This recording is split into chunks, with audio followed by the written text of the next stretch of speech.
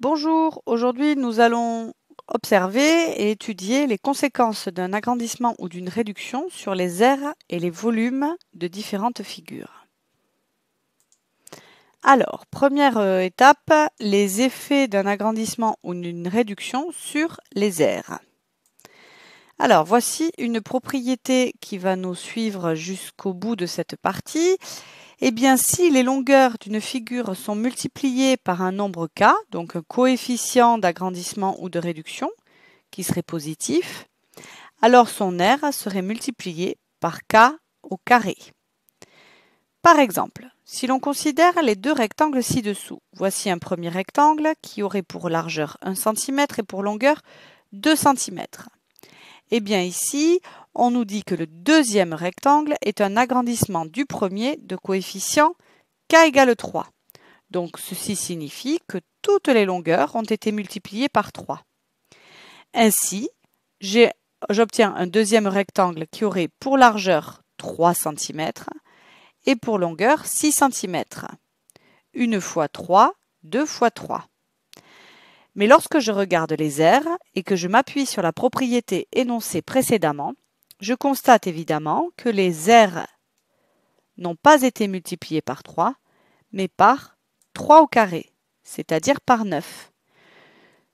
L'aire du premier rectangle est égale à 1 fois 2, longueur fois largeur, ce qui fait 2 cm². L'aire du deuxième rectangle est égale à 2, l'aire du premier, multiplié par le coefficient d'agrandissement au carré, c'est-à-dire 2 fois 3 au carré, ce qui donne 2 fois 9, ce qui nous donne bien 18 cm². Alors vous me direz, nous pouvons éventuellement calculer l'aire en ayant les dimensions du rectangle agrandi. 3 fois 6, cela fait bien 18 cm². Mais si l'on ignore ces informations, il peut être très utile de déterminer l'aire du rectangle agrandi en partant de l'aire du rectangle initial. Dans le cas d'une réduction, le principe est le même. Par exemple, en utilisant l'exemple de la réduction où les longueurs du premier triangle ont été multipliées par 0,5, donc un coefficient de réduction égal à 0,5 pour obtenir le deuxième triangle, Vous avez ici par exemple 8 multiplié par 0,5 qui vous donne 4, 4 multiplié par 0,5 qui donne 2 et 6 multiplié par 0,5 qui donne 3. Eh bien l'aire du deuxième rectangle sera multiplié par 0,5 au carré, c'est-à-dire 0,25. On peut dire que le petit triangle est une réduction du grand de coefficient 0,5. Alors l'aire du petit rectangle, pourquoi j'ai mis rectangle? C'est un triangle, c'est pas grave, je vais le barrer, est égal à l'aire du grand multiplié par 0,5 au carré, ce qui est égal à 0,25. Dernière partie de cette vidéo, l'effet d'un agrandissement ou d'une réduction sur les volumes. Eh bien, voici la propriété que nous allons utiliser.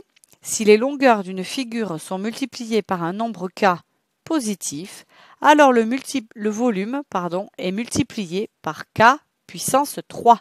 On dit k au cube. Par exemple, si je considère ces deux cubes ci-dessous, le premier fait 1 cm de côté, ce qui signifie que chaque côté de chaque arête mesure 1 cm de côté. Ici, nous considérons le deuxième cube comme un agrandissement du premier de rapport 3, ce qui signifie, vous le savez, que toutes les longueurs ont été multipliées par 3. Donc, j'obtiens un grand cube avec chaque arête qui est égale à 3 cm de côté.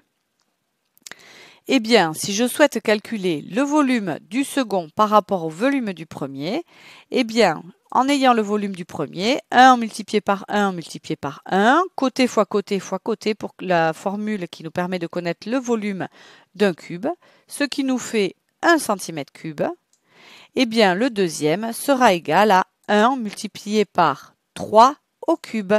Le rapport d'agrandissement, élevé au cube. 1 fois 3 au cube, c'est bien égal à 1 fois 27, ce qui est bien égal à 27 cm3 pour le volume du deuxième cube. Voilà, merci de répondre au questionnaire laissé à la suite.